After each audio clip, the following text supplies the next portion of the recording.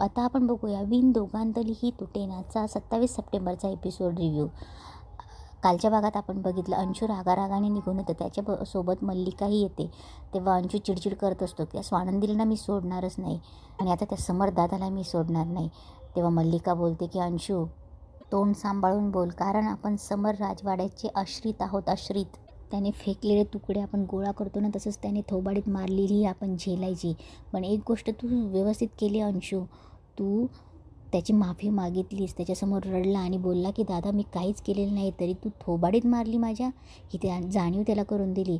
आता त्याचं ही सल त्याच्या मनात कायम सळत राहील. आता ही गिल्ट त्याच्यावर कायम जागृत ठेवायचं, त्याला सतत आठवण करून द्यायची. जेव्हा जेव्हा टाईम मिळेल तेव्हा त्याला गिल्ट वाटायला पाहिजे की एका फालतू पोरीसाठी आपण भावावर हात उचलला. ही सल कायम त्याच्यात सळसळत केली पाहिजे. तेव्हा अंशू पण बोलतो आता बघ मी काय करतो. तेव्हा मल्लिका बोलते आता तू काही नाही करायचं, जे काही करेल ते मीच करेल. तेव्हा अंशू बोलतो की एवढे गुंड पाठवले होते, त्या स्वानंदीसमोर का काही केलं नाही काय माहिती. बायका समोर आले आणि घाबरले. तेव्हा मल्लिका बोलते बायका समोर आल्या आणि घाबरले, आता आपण बायकांनाच पाठवलं तर. तेव्हा अंशू म्हणतो बायका आणि आपलं काम करतील. तेव्हा मल्लिका बोलते का नाही करणार, पैसे फेकले तर सगळंच काम करतील. इकडे स्वानंदी सकाळी देवाच्या पाया पडते आणि आईला बोलते की आई मी येते का, कालचे प्रदक्षिणे राहून गेले ना, मग ते आता करून येते. तेव्हा मंदाकिनी बोलते की सांभाळून ग. तेवढ्यात स्वानंदी गेल्यावर मंदाकिनीला आजीचा फोन येतो. तेव्हा मंदाकिनी बोलते बोला ना आई. तेव्हा ते स्वानंदीला विचारतात. तेव्हा ते बोलतात की गेली तिला प्रदक्षिणा पूर्ण करायच्या होत्या ना 108. तेव्हा ते बोलतात की बरं तिथेच जाऊन भेटतो. तेव्हा मंदाकिनी बोलते काही काम होतं का. तेव्हा आजी बोलतात अगं कालच्या त्या अंगठ्या द्यायच्या राहून गेल्या ना. मग ते बोलतात की बरं. इकडे समर येतो आणि बोलतो की आजी काय करतेस. तेव्हा आजी बोलते की पिंट्या इकडे बाकीचं राहू दे इकडे आधी, आणि चल आपल्याला देवळात जायचं. तेव्हा समर बोलतो की आत्ता. तेव्हा आजी बोलते की अरे तुला स्वानंदीशी बोलायचं होतं ना, मी सांगितलं तर तिची तुझी भेट घडवून देईल. तर ती देवळात गेली आहे, तिला देवाची प्रदक्षिणा घालायला, आणि देवळासारखी माफी मागण्यासारखी कुठलीच जागा नाही आहे, चल म्हणून. इकडे स्वानंदी प्रदक्षिणा घालायला मंदिरात आलेली असते. इकडे मल्लिका आणि अंशू त्या बायकांना स्वानंदीचा फोटो दाखवतात आणि बोलतात की ह्या मुलीचा फोटो मी तुम्हाला पाठवते, ह्या मुलीचा असा सत्कार करा ना की तिला चांगली अद्दल घडायला पाहिजे आणि याच्यात आमचं नाव कुठे येता कामा नये. तेव्हा त्या बायका बोलतात की काम होईल पण आमचे पैसे.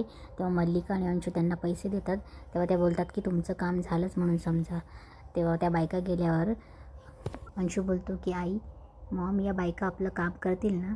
तेव्हा मल्लिका बोलते की नक्कीच करतील. इकडे स्वानंदी देवी आईचा आशीर्वाद घेते. ती देवाची भक्त तिला सांगत असते की हे बघ पोरी, तू दरवर्षी हे व्रत करतेस आणि एकदम छान पार पाडतेस, आणि आता तुला मी एक गोष्ट सांगते देवी आई समोर आहे म्हणून, की आता 108 प्रदक्षिणा घालशील ना तर कुठेही थांबायचं नाही, आणि हा हातातला दिवा आहे ना शेवटची प्रदक्षिणा झाल्यावर देवी आईसमोर लावायचा. बघ तुझ्या मनातल्या सगळ्या इच्छा पूर्ण होतील. तेव्हा स्वानंदी प्रदक्षिणे घालायला सुरुवात करते आणि त्या बायका ही पाठीमागून भंडार उडवत येत असतात देवी आईचं उदो उदो म्हणत. इकडे आजी आणि समर स्वानंदीला भेटायला यायला निघतात. तेव्हा समर बोलतो की आजी तुला वाटतात तितक्या साध्या नाही आहेत त्या. तेव्हा आजी बोलते बघ जगाला माहिती नसलेली स्वानंदी तुला माहिती आहे. तेव्हा समर बोलतो आणि जगाला माहिती नसलेला मी चिडचिडा भांडखोर. तेव्हा आजी बोलते की अरे प्रत्येकाच्या प्रत्येक गोष्टी काही जणांनाच माहिती असतात ना पिंट्या. स्वानंदी प्रदक्षिणा घालत असते. त्या बायकांनी स्वानंदीला आता त्रास द्यायचं ठरवलं असतं. त्या भंडारा उडवतात, स्वानंदीच्या डोळ्यात जातात. मल्लिका आणि अंशू तिकडनं बघत असतात. बायका स्वानंदीला त्रास द्यायचं ठरवतात. तिच्या हातातला दिवा पाडून म्हणून तिच्यावर भंडारा उधळतात, धक्का देऊन पुढे निघून जातात. तेव्हा मल्लिका बोलत असते की आजचा दिवा स्वानंदीच्या हातातून पडलाच म्हणून समजा आणि तिचा व्रत तुटलाच म्हणून समजा. स्वानंदी पुढे जाते. अंशू बोलतो की मॉम काही जमत नाही या बायकांना, ती बघ पुढे गेली. तेव्हा मल्लिका बोलते की पुढे आहे ना अजून पुढे कशी जाते ते बघू ना. तेव्हा त्या बायका रस्त्यात काटे टाकतात. तेव्हा अंशू विचारत असतो की यांनी काय टाकलं आहे. तेव्हा मल्लिका बोलते की अडथळे. आता समज स्वानंदीच्या याच्यात अडथळे निर्माण झाले ना तर आपल्या कामातले अडथळे दूर होणार. तेव्हा मल्लिका अंशूला सांगत असते तुझ्या बुलडोझरनी जे काम केलं नाही ना आता बघ या बायका करतील. तेव्हा स्वानंदी चालत असते पुढे. ती काट्यांवर पाय ठेवणार असते. तेव्हाच ते देवीची भक्त पुन्हा तिला सावरते आणि बोलते पोरी खाली काटे तर बघ. तेव्हा स्वानंदी बघते पाय ठेवणार. तेव्हा ती पाय उचलते आणि बोलते बापरे लक्षातच नाही आलं. तेव्हा त्या बोलतात की हे बघ देवाची वाट फार खडतर असते, सांभाळून चल.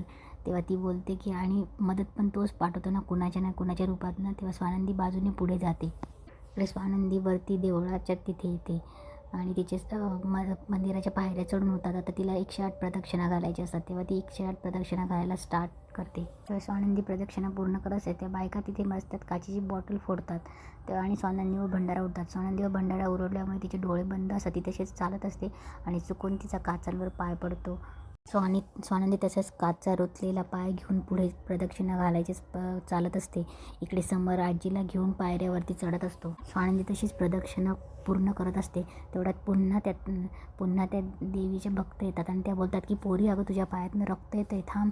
तेव्हा स्वानंदी बोलते नाही, प्रदक्षिणा पूर्ण करायला पाहिजे. तेव्हा ते बोलतात की अगं पण. तेव्हा स्वानंदी बोलते की देवी सांभाळून घेईल, होईल, सगळं पूर्ण होईल. आणि स्वानंदी पुन्हा पुढे चालायला लागते. इकडे मल्लिका त्या बायकांना फोन करते. तेव्हा त्या बायका सांगत असतात की अहो त्या जोगतिनीच्या मदतीने पुढे गेली ना ती. तेव्हा त्या बोलतात की अगं मग काहीतरी. तेव्हा मल्लिका बोलते मग काहीतरी करा. तेव्हा ते बोलते की आता काही नाही होऊ शकत. तेव्हा मल्लिका त्यांना सांगते की आज काहीही झालं तर त्या मुलीचं व्रत पूर्ण होता कामा नये, कळलं का.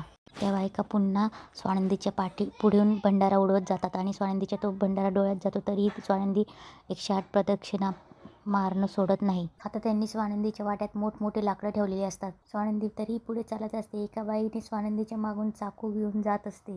इकडे मल्लिका आणि अंशुमन बघत असतात. ते थोडे घाबरतात. तेव्हा ती बाई खालून स्वानंदीच्या पायाला चाकू मारणार. स्वानंदीचा पाय लाकडावरून पुढे घसरणार. तेवढ्यात समर तिचा हात पकडतो.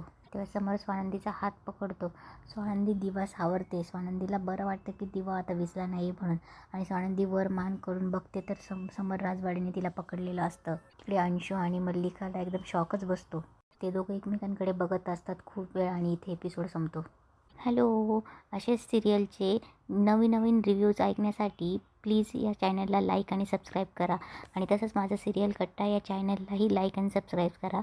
तिथे तुला जपणार आहेचे रिव्ह्यूज बघायला मिळतील. आणि थँक्यू तुम्ही मला भरभरून प्रतिसाद दिल्याबद्दल.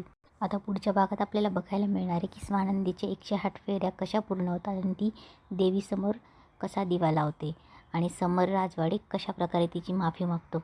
चला तर मग please like, share and subscribe.